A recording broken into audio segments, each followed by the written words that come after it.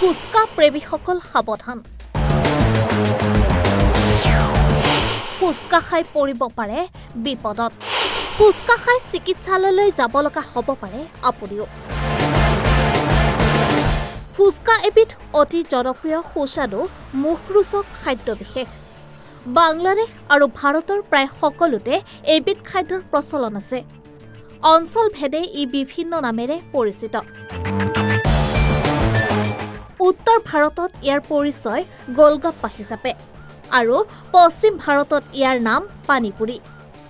ফুচকা এবিধ এনে খাদ্য যাৰ বাবে লোভত পৰে প্ৰতিগৰাকী যুৱতী মহিলা। ফুচকা খাবলৈ বেয়া পোৱা মানুহ হয়তো বহুত কমেই ওলাব।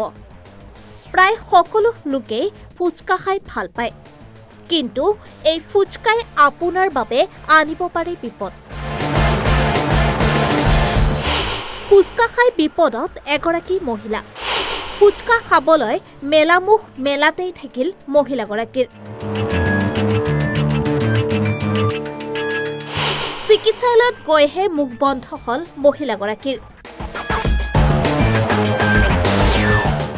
উত্তৰ প্ৰদেশৰ অৰেয়াত এই ঘটনা সংঘটিত হৈছে। ফুচকা খোৱাৰ সময়ত ডাঙৰকৈ মুখ মেলাৰ বাবে এই ঘটনা হোৱাৰ সন্দেহ চিকিৎসকৰ।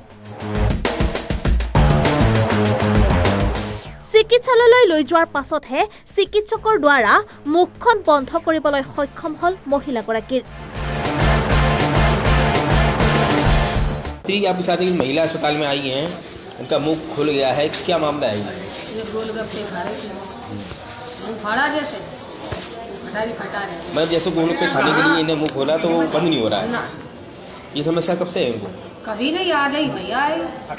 अरे डिलीवरी होने है बहू की, हमारी भतीजा बहू की, ये पीछे से पता नहीं है, में आए तो रात के हम प्यास लग रही थी, चलो गोलगप्पे बच्चे बोले गोलगप्पे खा ले।